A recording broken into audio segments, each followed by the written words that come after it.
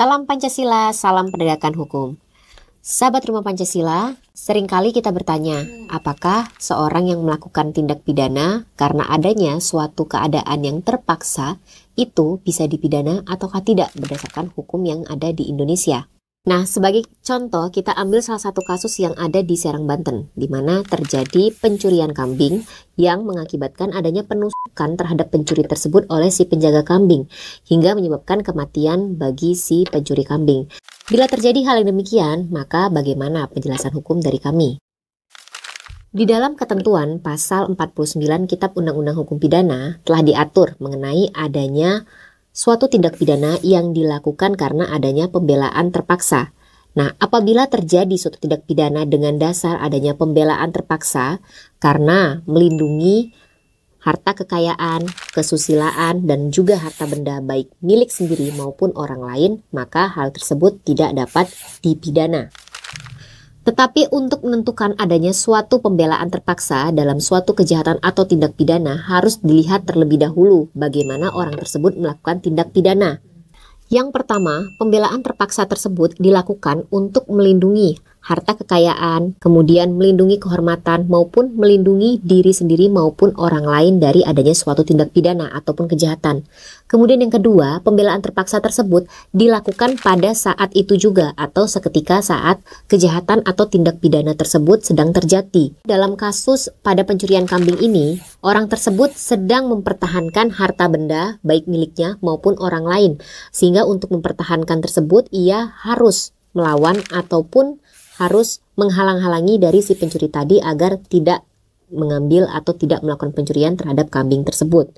Kemudian yang kedua, apabila ternyata penusukan yang dilakukan oleh orang tadi dilakukan untuk melindungi diri sendiri karena adanya perlawanan maupun serangan dari si pencuri, maka hal tersebut juga dapat dikatakan sebagai pembelaan terpaksa dari si pelaku. Dan yang ketiga, untuk dapat dikatakan sebagai pembelaan terpaksa, maka dalam melakukan suatu perbuatan yang dianggap suatu kejahatan atau tindak pidana, misalkan dari orang tersebut melakukan penusukan kepada maling, itu tidak ada pilihan lain. Artinya, ketika dia tidak melakukan penusukan, maka justru di sini nyawa dari orang yang melakukan penusukan tadilah yang akan terancam. Nah, ketika hal tersebut terjadi, maka itu dapat dikatakan sebagai suatu pembelaan terpaksa. Tetapi jika ternyata masih ada pilihan lain, misal dari orang atau pelaku tersebut masih bisa lari atau bisa minta tolong, masih bisa berteriak untuk mendapatkan pertolongan tanpa harus melakukan penusukan untuk membela diri, maka itu bukan termaksud dari pembelaan terpaksa dalam pasal 49. Sehingga menurut kami untuk kasus pencurian kambing yang kemudian berakhir dengan penusukan tadi bisa atau dapat dikatakan sebagai suatu pembelaan terpaksa dengan menggunakan ketentuan pasal 49 Kitab Undang-Undang Hukum Pidana. Nah, beda halnya lagi nih dengan ada satu kasus yang ada di Sumatera Selatan, di mana di sini ada seorang suami yang kemudian dia melakukan penusukan, kemudian menyebabkan kematian kepada si korban dengan alasan si korban tadi sebelumnya telah melakukan pemerkosaan terhadap istri dari si pelaku. Nah, apakah hal ini juga dapat diterapkan ketentuan pasal 49 KUHP? Maka kita harus melihat dulu bagaimana penerapan unsur-unsurnya. Kalau dari berita yang kita lihat, justru penusukan yang dilakukan oleh suami tadi dilakukan setelah adanya pemerkosaan. Jadi bukan pada saat atau seketika pada saat terjadinya penusukan. Sehingga di sini, jika kita tetap menggunakan pasal 49 Kitab Undang-Undang Hukum Pidana tentang pembelaan terpaksa, itu menjadi tidak dapat diterapkan di sini. Karena untuk adanya pembelaan terpaksa di sini, pada saat terjadi suatu kejahatan. Misal, pada saat terjadi pemerkosaan, kemudian sang suami melihat dan ingin menjaga kehormatan atau kesusilaan dari sang istri, maka pada saat itu juga ketika seorang suami tadi dia memukul atau dia melakukan sesuatu hal untuk memisahkan antara suami dan istrinya tadi, itu dapat dikatakan sebagai pembelaan terpaksa. Tetapi ketika pembelaan terpaksa ini justru dilakukan 2 hari atau 3 hari kemudian dengan dalih untuk menjaga kehormatan atau kesusilaan dari sang istri, maka itu sudah tidak dapat dikatakan sebagai suatu pembelaan terpaksa. Sehingga apabila terjadi kasus yang demikian, maka ketentuan pasal 49 KUHP ini tidak dapat menghapuskan pidana dari si suami tadi. Maka ia tetap dapat dijatuhi pidana. Alasan mengapa ia melakukan hal tersebut hanya dapat dijadikan faktor yang dapat meringankan daripada pidana dari pelaku tadi atau si suaminya oleh hakim. Tetapi untuk diterapkan pasal 49 dalam hal ini tidak dapat digunakan secara hukum.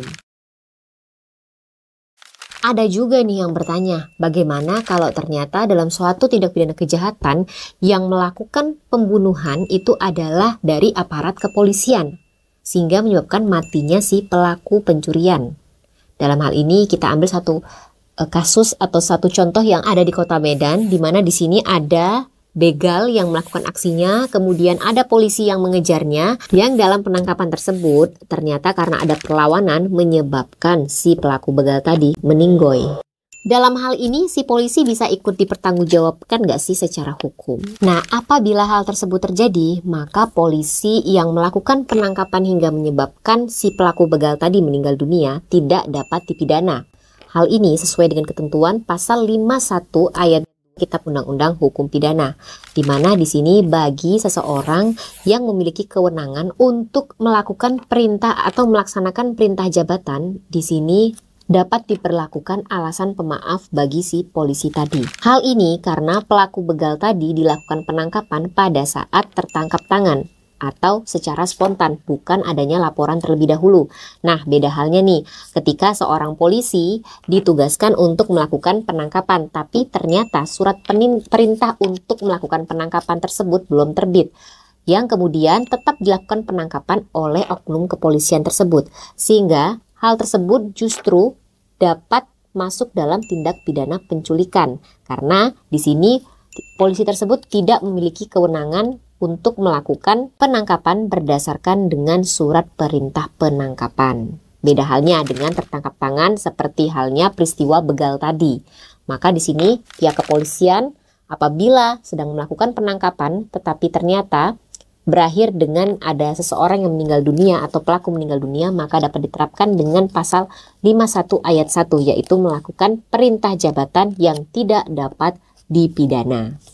Nah, jadi kesimpulannya, sahabat Rumah Pancasila, bila kita berada pada peristiwa yang mengharuskan melakukan kejahatan atau tindak pidana seperti dalam melakukan keadaan terpaksa, maka sebisa mungkin kita menghindari untuk melakukan kejahatan atau tindak pidana. Apabila kita masih bisa meminta tolong atau berlari ke tempat yang banyak orang sehingga kita bisa meminta bantuan, maka itu akan lebih baik daripada kita menyelamatkan diri dengan cara melakukan kejahatan kembali.